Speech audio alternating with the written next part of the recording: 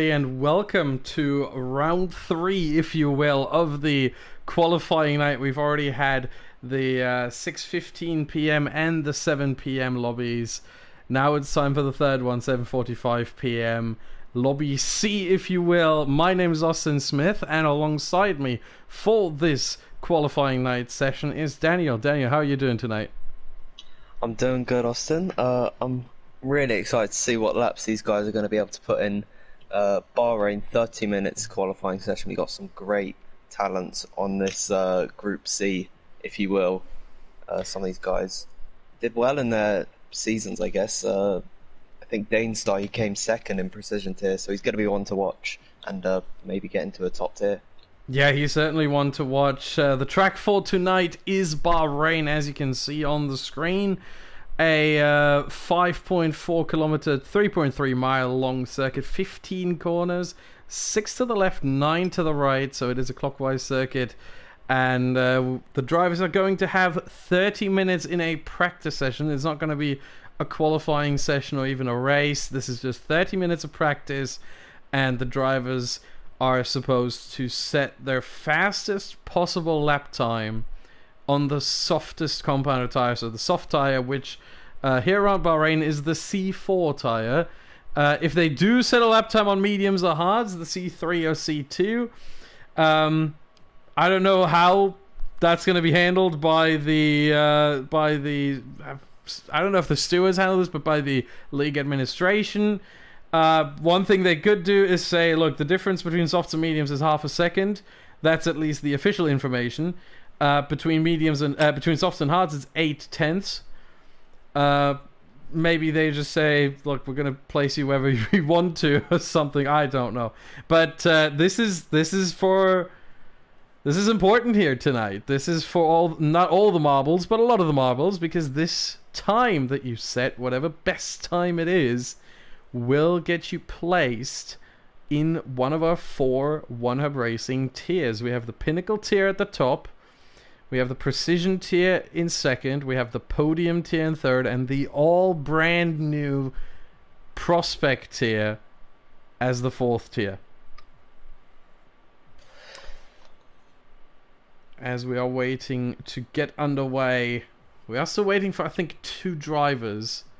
Let's see, yeah, we are supposed to be 18. Some drivers, because qualifying night is on one date and one date only, some drivers are not able to make it. They will have sessions of their own where they will be in a lobby off stream with their tier coordinator, or with one of the coordinators, one of the lobby coordinators, I should say, because the tier coordinators, we don't know what tiers the drivers are in yet, obviously, but with one of the coordinators, and have a 30-minute practice session that way.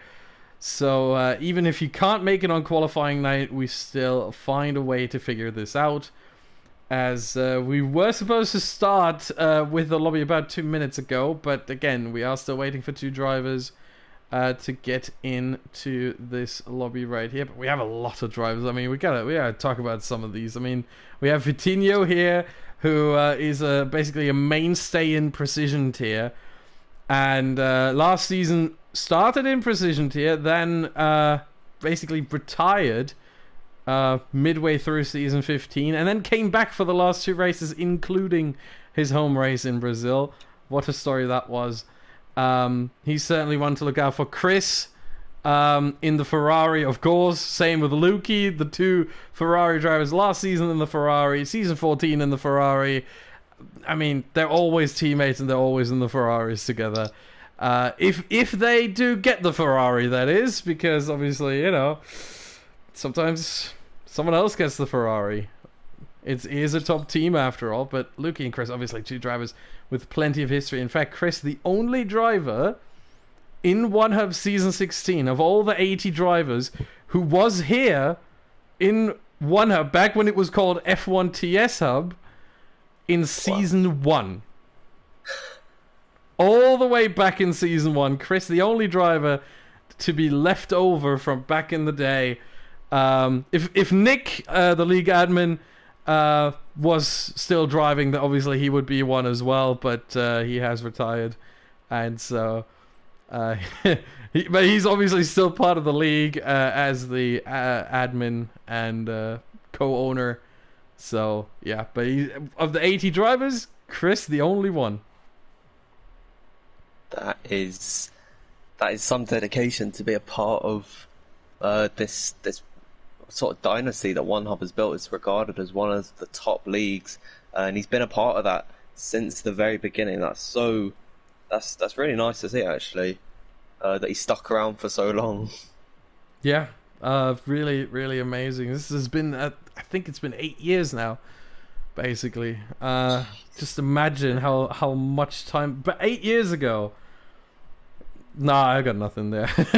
8 years ago, I was already an adult. I finished high school 10 years ago, so that gives you an idea what 8 years ago means. Now I'm 27 and still commentating. But yeah, we got a Danestar, as you mentioned, second place in the championship in precision tier. Won 2 of the 10 races, got 6 podiums, and certainly a driver who could have won it all if it hadn't been for a couple of situations. I remember in Canada last season, he had to retire after a massive crash on the exit of turn 4, the right-left chicane in the first sector, and Janul was one involved in that as well, the eventual champion, who I think got a 20-second penalty for it and 2 penalty points. That led to him then ultimately being the one with the most penalty points in precision tier. He ended up on 4, although I think some of them came from readying up too early, which is yeah, that is a rule in OneUp. You can't forget that. That is a rule in OneUp. If you ready up before the lobby host, and if you're the first one, you get a 5-second penalty on the first time you do it and half a penalty point. On the second time, you get a full penalty point and a 10-second penalty as well. So, the reason for that is if someone joins midway through qualifying, they have to have enough time to choose a setup. So, you got to give them that time. That's why the lobby host is the one who sort of, judges that, like how much time is enough. I don't know if they have a stopwatch right next to them or something, but they do judge that. And if you ready up before, obviously you're cutting that time short. So that's why that rule is in place. All the rules in OneHub do have their reasoning behind it, not just our fantastic mandatory 2-stop rule that is back for another season. Yeah, I'm very excited for that because I've heard from a lot of drivers that they aren't too happy with the 2-stop rule. But I gotta say, for us as commentators, and I would like to know, Danny, if you agree, I feel like for us as commentators and for viewers as well, it just makes it so much more interesting because even if you get damage on lap 1, the race isn't over. Absolutely, and it also ensures that all drivers are at their fastest pretty much at all time because, you can't just pit on lap 3 and then do the entire race on hards and go super slow. Everyone is as quick as they possibly can be, and it also throws an element of strategy into the mix. So it really is a good system actually to force a 2-stop, and I'm not complaining about it. I completely agree with it. Yeah, meanwhile we have plenty of drivers on medium tires and Chris even on the hards. Again, all the drivers are supposed to be out on the softs. However, they're only supposed to be out on softs for their fastest lap. I think what they're trying to do here, most of them, is they're trying to gauge sort of the situation, the grip levels, what does the car feel like, what does the track feel like, because usually if you do race on this track most of the time, you do that during nighttime, you don't do that during the day, with obviously the official race time being during night. So this is quite a different situation in terms of the lighting, it's a lot brighter than most of us are used to, and B, the grip levels, they're obviously completely different in these sort of situations. Absolutely, it's going to be baking out on track in the searing desert heat, a bit like, oh dear, Dane's been disqualified. Oh, parked in a dangerous location. Where was he parked? Oh dear. I don't see him on track anywhere. I don't see his dot anywhere. So that is weird. And that is very, very interesting. I think what's going to happen now with Danestar is that he will have another opportunity at one of those private sessions I mentioned earlier. That he's gonna have one of those where he can then try and actually set a lap time, because this yeah, obviously, this is tricky. Not exactly how not exactly how he wanted it to be, but we have our first drivers out on track here. We have plenty of drivers out on track again, all on the mediums except for Larkin and Riley. So let's go to these two first. Just so... Oh, this doesn't work right now. There we go. Let's go to Larkin in the McLaren, as he is trying to get underway. Last season, Larkin, pinnacle tier. He finished 17th in the end. He did join mid-season, needs to be said. He did get one fastest lap, and certainly someone who has quite a lot of pace, who we are looking out for and looking at as maybe someone to top the timesheets in this session today.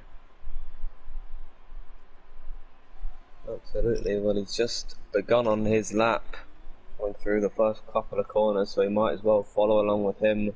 I think we've got some drivers further up the road on their medium runs, but of course they're probably not pushing too hard so that they can just get a feel for the track, because it does make a difference. And there goes Slenderman actually saying a 28.8, or is that 28? Yeah, it is. Yeah.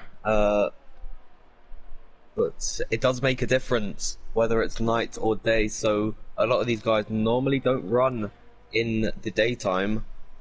Normally it's all at night, because that's how they do it in real life. That's the official start time, so it's going to be difficult to manage if you're going straight on the soft. You don't want to destroy them early on. So. Yeah, and Larkin does post a purple first sector, 27.9, slightly quicker than Zach, who is currently leading the sheets, and in the second sector as well, slightly quicker again. Riley, however, we're going to switch over to Riley as soon as we get Larkin across the line. Riley even quicker by a 10th in the first sector here, ahead of Larkin. Larkin coming across the line, and it is P1 at the moment, 126.5. That shows how good Zach's time was there. 26.7 on the mediums. Again, difference between the two tires, soft and medium, half a second. So take that away from the 26.7 and you have a 126.2. Really, really strong lap from Zach, and he's probably going to be able to improve even further. Riley, it's a bit of a slide on there, and he did lose half a second in the middle sector to Larkin. So as good as the first sector was, and he's also out of ERS now here for the final, and he has invalidated. I think that was deliberate. I think he deliberately went onto the curb on the exit of the final corner there, on the exit of turn 15, and made sure that this lap was invalidated because it wasn't good enough, wasn't up to his standards, and he wants to have another go. I think that's what it looked like. Well, it all sort of unravelled through the second and third sector, especially after that slide just coming into the final sector on the exit of the corner. So it was a bit scruffy towards the end of the lap, and of course he did get that invalidation, but I think he did want to do that. He was coming to the pit anyway, so it wouldn't have made a difference. But that's unfortunate for him, especially since he was actually purple through the first sector. But yeah, I do actually just want to say that is a really good lap time from Zach. The in real life French Formula 4 driver, he's got some experience in motor racing, so you'd expect him to be this high up, and he's now actually fitting on the soft tyres, probably going to go for his soft one very soon, so expect big things from the ITK driver. Yeah, I mean, we have Schnitzler starting his lap here. Let's go to Sculpfielder instead. He is already on a lap, on a flying lap. It shows purple in the first sector on the minimap. That's not always the case, but in this case, It is actually purple by half a tenth on Larkin. So he is up by 0.05 of a second. It's not much, but it is something. Middle sector, the split time is coming up after the left-hander here, and then the following right-hander. So turns 12 and turns 11 and 12 rather, right here, and he is green. It's no longer purple. He lost a whole tenth to Larkin, so he's now down 0.06 of a second. What can he do in the final sector? It's really just 2 corners, is it? The turn 13 and then this 14-15 section here, which, I mean, it's driven as 1 corner, it's counted as 2, and he comes across the line.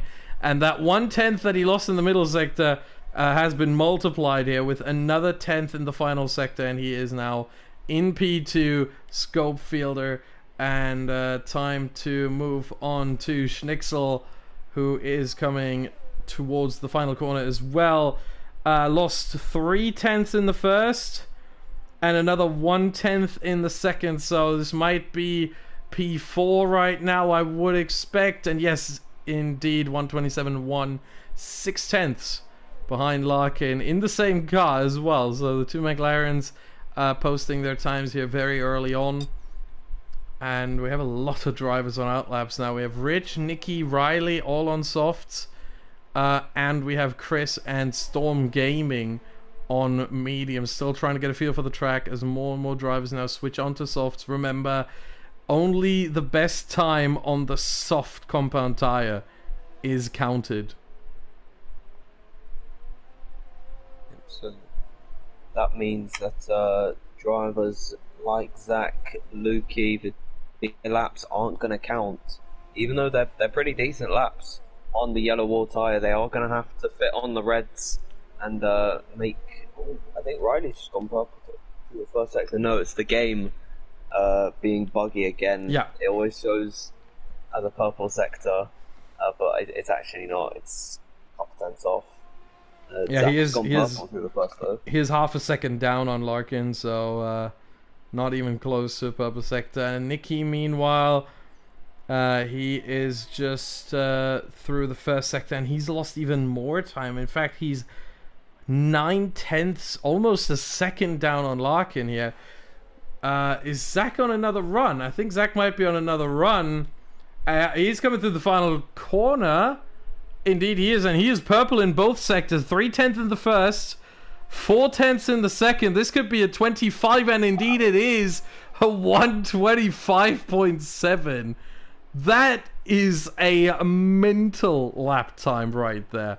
That is amazing, and I would argue that one is going to be very hard to beat. What a lap time from Zach there. Purple in all sectors. That is an incredible lap time. And as you said, I honestly think that no one's going to be able to beat that. He might be able to beat it himself, but it's an 8/10 gap roughly back to Larkin. Yeah, 3/4 of a second pretty much. Wow. Yeah, that is a statement right there. Zach has come to play. Wow. Oh, and Rich is off. Ooh. Oh, it wanted to rejoin the track and had to. Oh my goodness. So first he gets a spin through turns 6 and 7. Slides off to the left. Thankfully there's a huge runoff area. Then tries to rejoin. Realizes at the last second that there's a racing point. I think that was either Slenderman or King J. Oh, my apologies. I think that was Slenderman, as King J is... Yeah, that was Slenderman for sure. At the last possible moment, he realizes what's going on and that he has to actually... just try to get away from that. Larkin, meanwhile, he is on another run. 27.8 in the first sector, so he's almost a tenth up on his own time, but still 2.5 tenths down on Zach. However, this might be a good improvement here for him.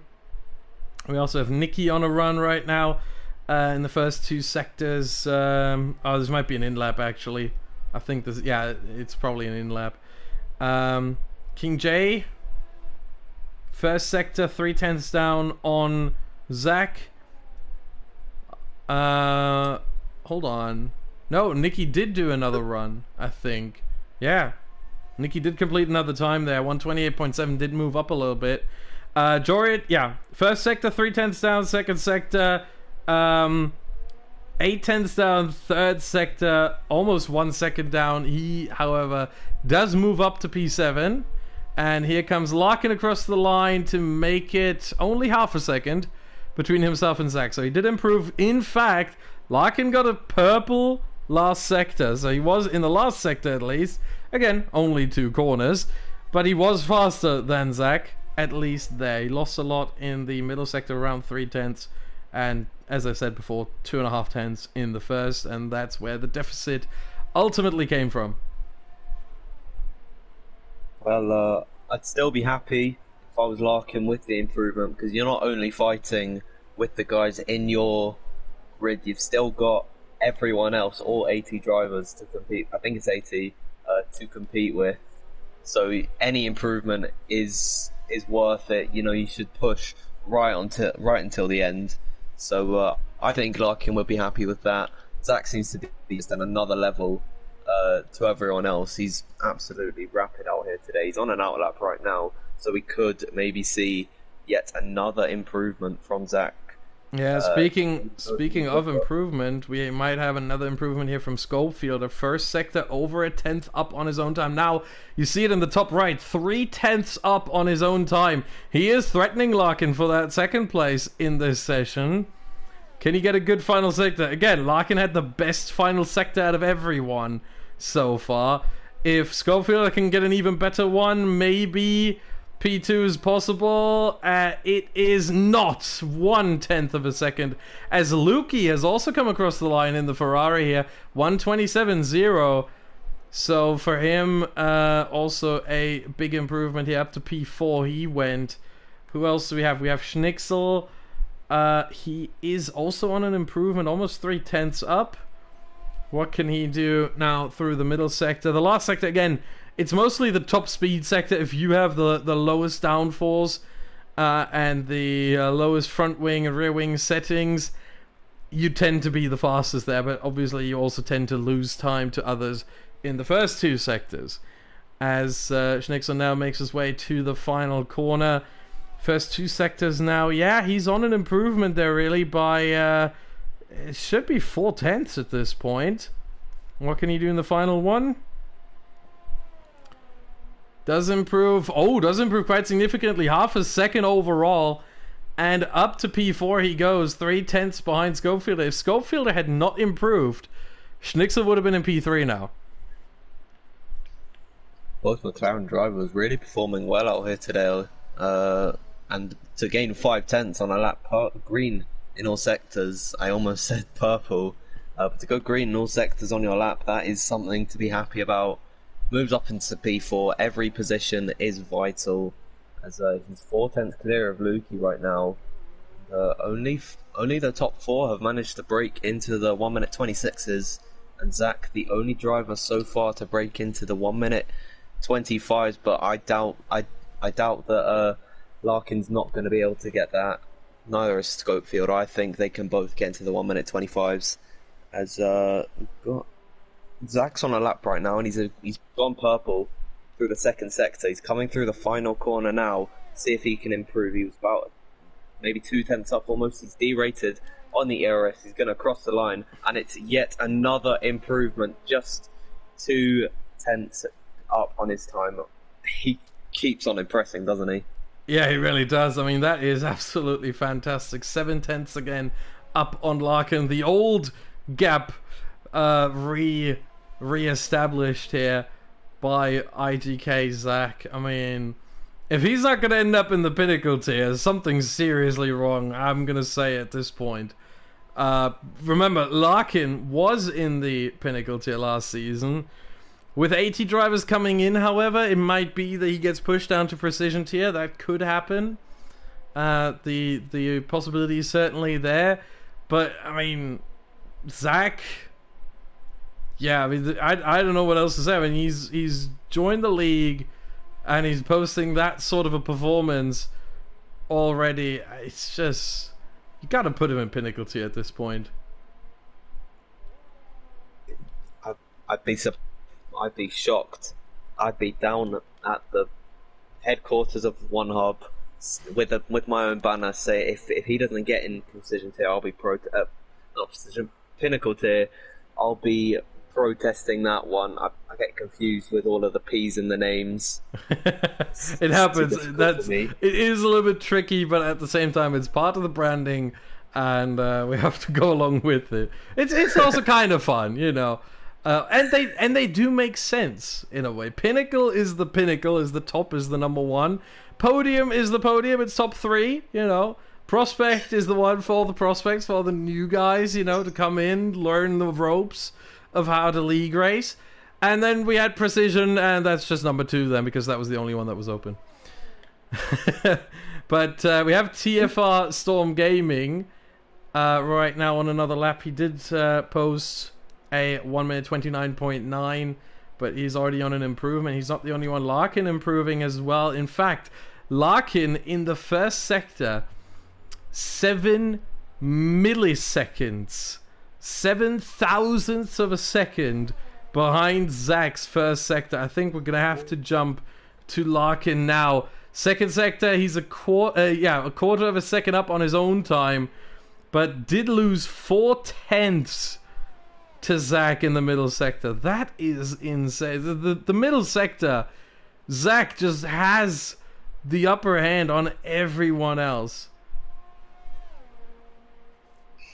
Well, as Larkin comes across the line, 26-0, and again reestablishes the newer gap of 5/10. Remember, when they first started out, Zach was 7/10 ahead of Larkin. Then it came back down to 5. Then Zach put it back up to 7. Now Larkin puts it back down to 5. So that seems to be sort of the gap between the two of them, somewhere in that range, 5 to 7/10. That's amazing to see how they go back and forth on a sort of distance. Bit like a game of cat and mouse, you could say.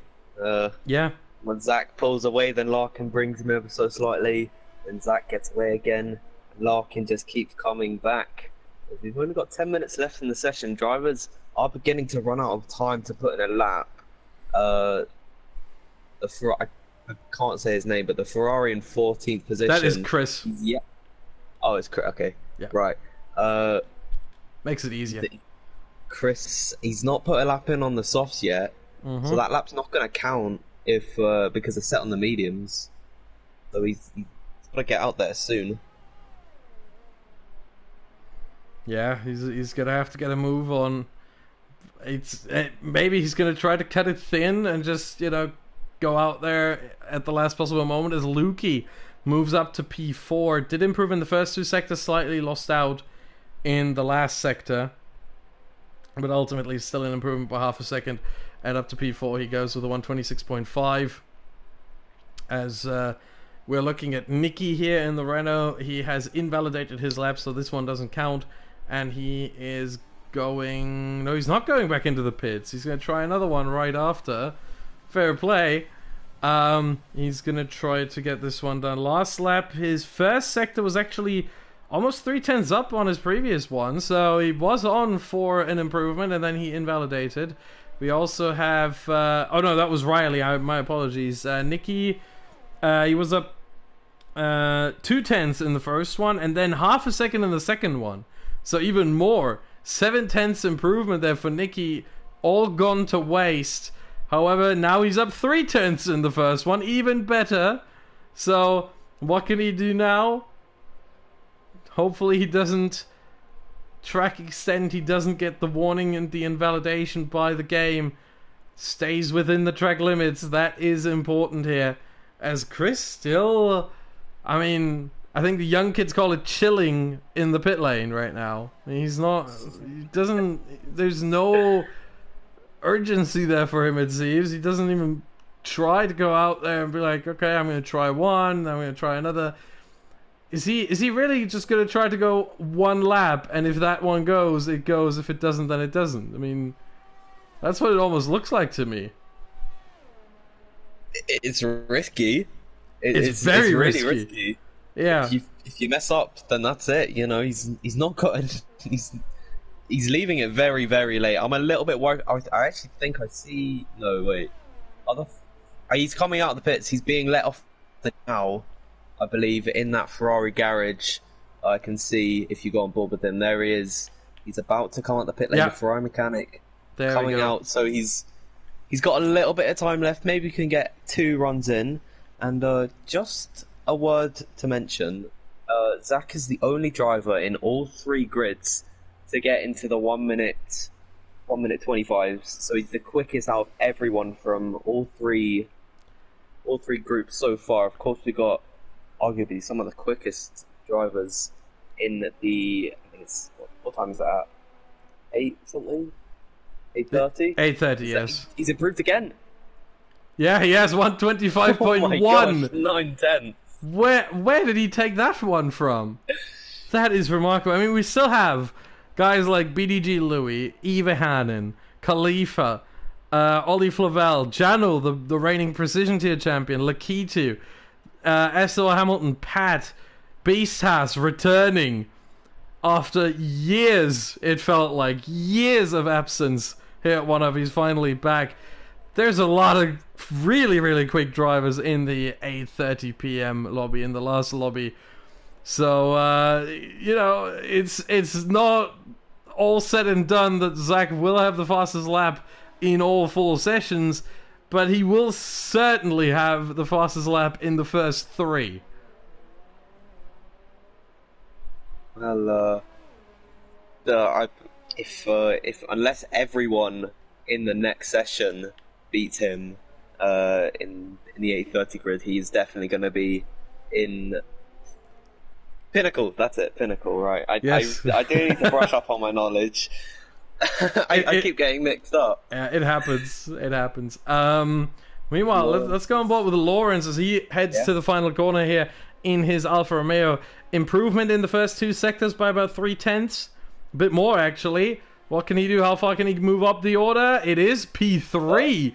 Not only does he beat Schnickser and Luke, I would have expected him to be around a 126.4 to 26.5 and be solidly in P4.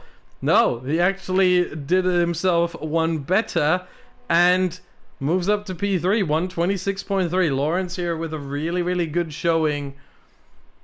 And really, that's the one lap you want. You don't care about anything else, you know. The other laps are all 127s, 128s, but that one lap, if that's that good, that's all that matters. Well, he was coming up to a 6/10 improvement almost, and that in F1 terms is pretty much a lifetime. But in real life, it's pretty much a blink and you'll miss it. You know, you're not really going to notice 6/10 of a second go by. So that's what I do love about F1. Part mostly is that everything is so marginal. You know, even in F1 it seems like 6/10 is ages, but in reality it is nothing. So that's one thing that I absolutely adore about F1, just how close everyone is to each other, and I think that Vitinho's just invalidated on a lap. Vitinho has invalidated on his current lap, but his previous one was an improvement to a 127.2 ahead of Riley. He was behind him before, but he did improve. Up to P10 goes Vitinho, the Brazilian driver, who's, as I said before, he's pretty much a mainstay in Precision Tier. Has been with One Up for quite a long time as well, and certainly someone that has, you know, a lot of people cheering him on. But yeah, everyone's in the pit lane now. We have Vitinho on his in lap. We have Slenderman, I think, on an in lap. Yeah, he's certainly. Oh no, he's not. Oh wow, on a cooldown lap. Or was it a cooldown lap? No, he did improve actually to a 126.9. Out of nowhere, the first 2 sectors he didn't improve at all.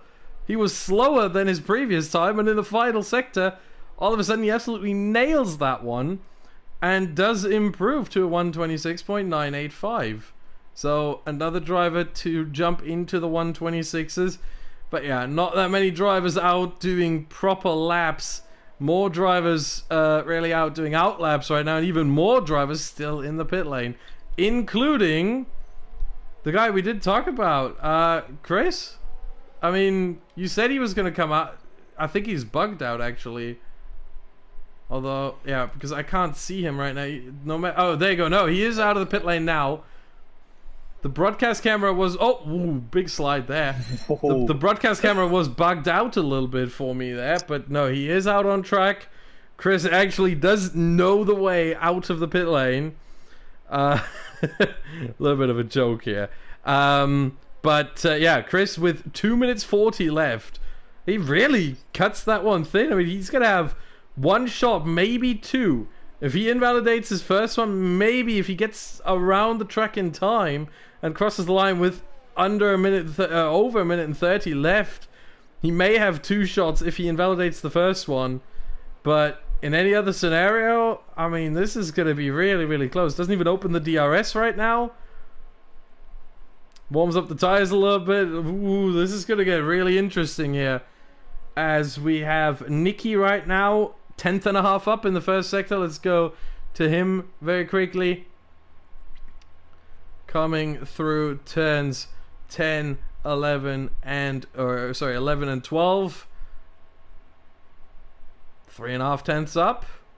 Would not be a positional improvement, but it would certainly be a time improvement. And the position at the end of the day, here during qualifying night, the position in your lobby doesn't really matter too much. The overall position is what matters. Obviously, if you're very far down in your lobby, that means you're most likely not going to be in Pinnacle tier. But a 127.5 puts him ahead of King J and into 12th place right now. But still 2.4 seconds away from Zach with this absolutely fabulous time. To make it just a little bit better for Nicky, 1.5 seconds away from Larkin. I think that's a fairer assessment because Zach's time, my goodness. Well, he's on a lap right now, and he's still improving.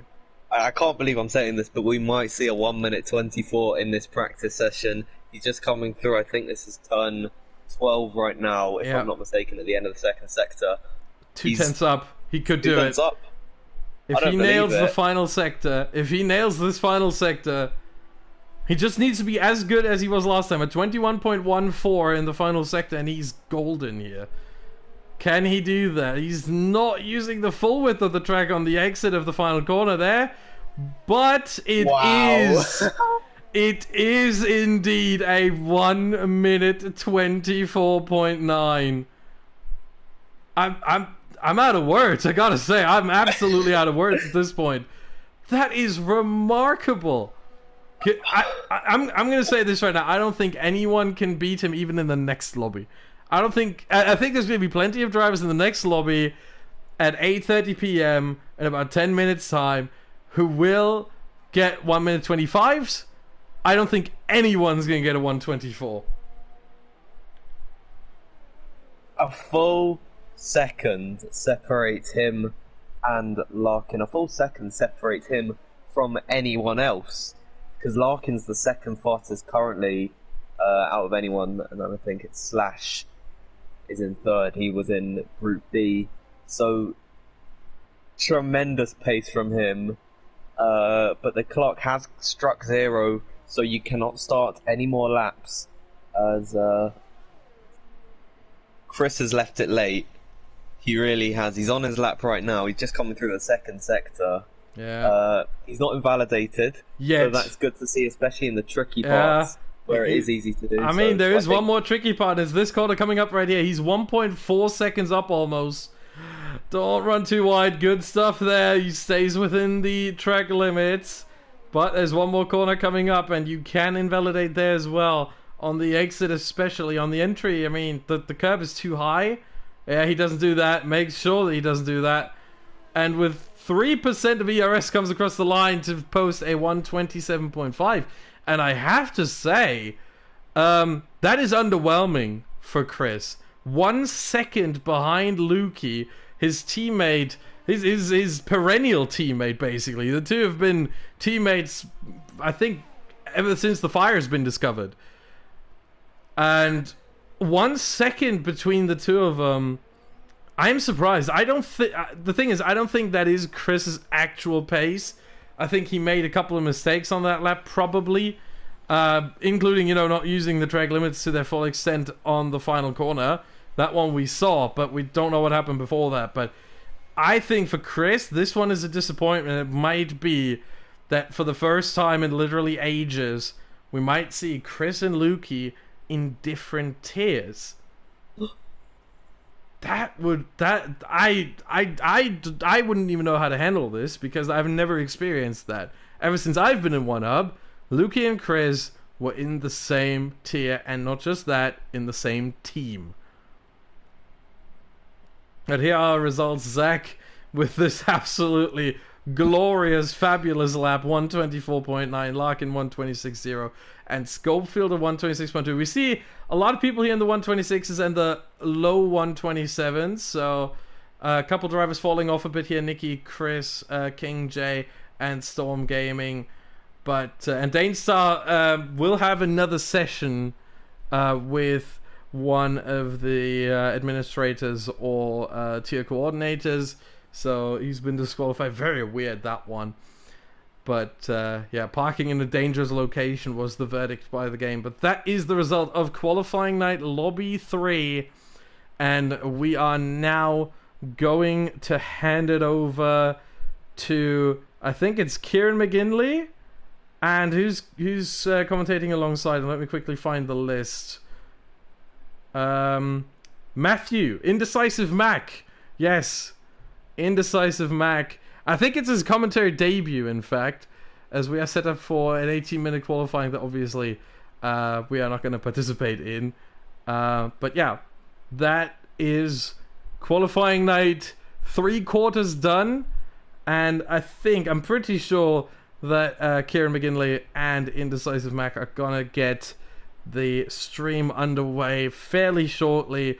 From us here, it's been a pleasure. Thank you very much for watching. And Daniel, I gotta say, thank you very much for joining me. It was a pleasure to be commentating alongside you. Just quickly before we go, I want to give a massive thank you to IGKNs. He developed the TAS system. I'm just going to call it TAS. Yeah. If you want more information on that, you can watch the guide video that we've uploaded on the One Hub YouTube channel, and you can message the developer of the TAS system, IGKNs, on Twitter. That's just IGK_ends if you want to speak to him about that. Yeah, that being said, make sure to subscribe to the One Hub Racing channel. Make sure to hit the like button as well if you have not already. And yeah, thank you very much for watching, and we'll see you when the season opens. Goodbye.